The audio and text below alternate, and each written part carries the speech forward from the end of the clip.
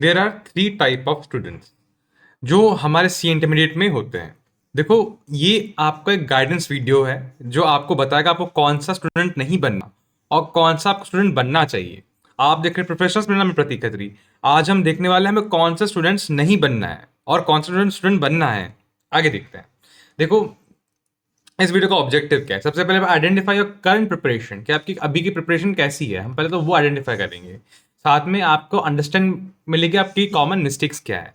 साथ में हम समझेंगे उसका करेक्टिव प्लान क्या है। हम ये समझने वाले हैं। तो सबसे पहले आता है प्रोकास्टिनेटर। ये होते हैं क्या? आलसी स्टूडेंट्स, जो बार बार लेजी के भाई हम कल करेंगे उस वे में करते हैं। तो कैसे क्या करते हैं एग्जैक्टली देखो, वो बोलेंगे भाई I will start from tomorrow.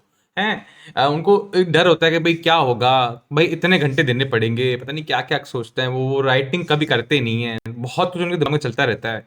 तो ये होते हैं हमारे प्रोकास्टिनेटर सर। तो इनकी प्रॉब्लम्स क्या है? देखो, सिलेबस इनका पाइलअप होता जाता है, कंप्लीट कर नहीं पाते हैं। साथ में जो उनके पैनिक होता है ना, जो पैनिक वो जो लास्ट 30 से 40 दिन होता है ना, वो भयंकर वो पैनिक में होता है। आगे आता है उनको कोई भी कॉन्सेप्ट क्लैरिटी कभी होती नहीं है, क्योंकि वो कंटिन्यूस स्टडी नहीं कर पाते। वो बहुत बहुत आलस वे में पढ़ते हैं। आगे आते हैं उनके जो एग्जाम का कॉन्फिडेंस है वो बहुत पुअर होता है। तो ये भी एक हमारा कुछ चीजें हैं जिसके कारण वो प्रोक्रास्टिनेटर बनते जाते हैं, आलसी बनते जाते हैं। इसका एक्शन प्लान क्या है? देखो, मिनिमम 4 से 5 या फिर 6 कम से कम आपको घंटे पढ़ने हैं रेगुलरली। आगे आपको स्टार्ट करना है 2 डिफिकल्ट सब्जेक्ट से। इससे आपको होगा क्या? आपका डिफिकल्ट अगर पहले खत्म हो गया तो आपका जो बाद में इजी बचा, तो अब आप उसको लंबा खींच सकते हो। सिंपल चीज है maintain daily writing practice of minimum 1 hour. कम से कम 1 घंटा लिखो, ताकि आप एग्जाम तक पूरा राइटिंग प्रैक्टिस आपकी खुल जाए, पूरी आपका हाथ खुल जाए, कंटिन्यूसली लिख पाओ उसको। फिर आगे आता है नो जीरो स्टडी डेज। एक टारगेट बनाओ कि कम से कम 20 दिन बिना स्टडी के रहना ही नहीं है, रोज स्टडी करनी है। अगर आपने कुछ ऐसा किया तो आप प्रोकास्टिनेटर से चेंज हो सकते हो, आप इंप्रूव हो सकते हो। फिर एक और टाइप ऑफ स्टूडेंट होते हैं हमारे, वो होते हैं हमारे ओवर प्लानर। ये क्या होता है? जो बहुत प्लानिंग करते हैं, भयंकर प्लानिंग करते हैं, पर काम नहीं करते, खाली प्लान करते रहते हैं। एग्जाम्पल, भाई वो मल्टीपल टाइम टेबल बनाते हैं वो मल्टीपल चेंज करते हैं स्ट्रेटजी फ्रीक्वेंटली। हैं वो स्विच करते हैं टीचर्स के साथ, भाई इस टीचर के साथ नहीं उस टीचर के साथ हम पढ़ेंगे, हम वो टीचर के साथ पढ़ेंगे, इस टीचर के साथ नहीं पढ़ेंगे। वो मल्टीपल बार बार एक भी सिंगल टीचर पर रहते ही नहीं है। ये आगे आता है कि भाई उनके जो जो जो एक उनके ये दिक्कत है, भाई वो बहुत सोचते हैं कि भाई हम ये वीडियो देखेंगे, हम वो वीडियो देखेंगे। हैं वो मल्टीपल सोर्सेज को यूटिलाइज करते हैं। तो इनकी सारी ये मिस्टेक्स हैं एज ए ओवर प्लान। और इनकी प्रॉब्लम क्या है? इनकी कंसिस्टेंसी पता रहती ही नहीं है, कि भाई इनका नहीं एक सिंगल सब्जेक्ट होता है, नहीं कि उनका सिंपल मटेरियल होता है। वो कुछ भी पढ़ते रहते हैं, जब भी वो डर डर लगा तो हमने ये पढ़ लिया, डर लगा तो हमने वो पढ़ लिया। तो कुछ भी किसी भी दिशा में जाते हैं उनका काफ़ी लो होता है एग्जीक्यूशन रेट। उनका अच्छा नहीं होता एग्जीक्यूशन, बहुत खराब होता है इनका एग्जीक्यूशन रेट। साथ में जो वो वेस्ट करते हैं टाइम बहुत सारा, और मेंटल एग्जॉस्ट होता है हमेशा, कि भाई थक थक चुके होते हैं वो।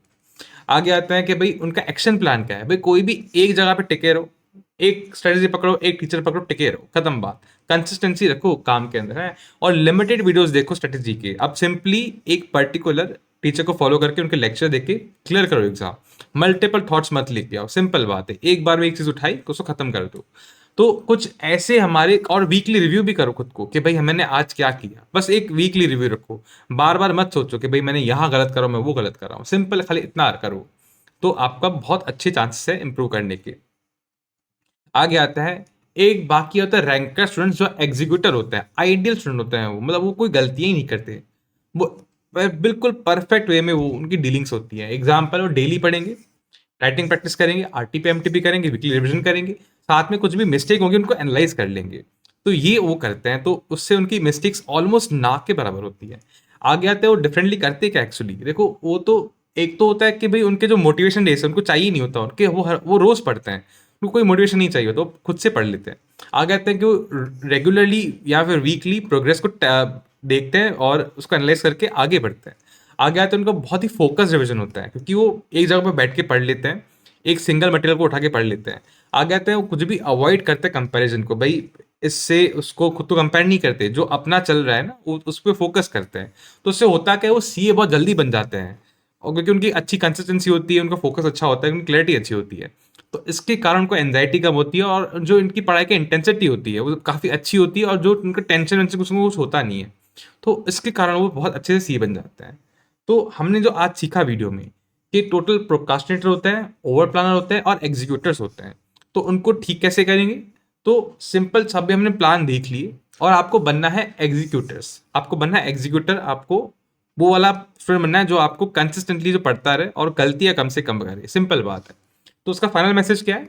Your category today does not decide your result, your action from today will decide your results. मतलब आप किस कैटेगरी में, उससे फर्क नहीं पड़ता, आप एक्शन क्या ले रहे हो उस कैटेगरी से बाहर आने के लिए, उससे फर्क पड़ता है। और आपको मूव करना है कैटेगरी 3, टाइप 3 की तरफ। Thank you so much for watching my video.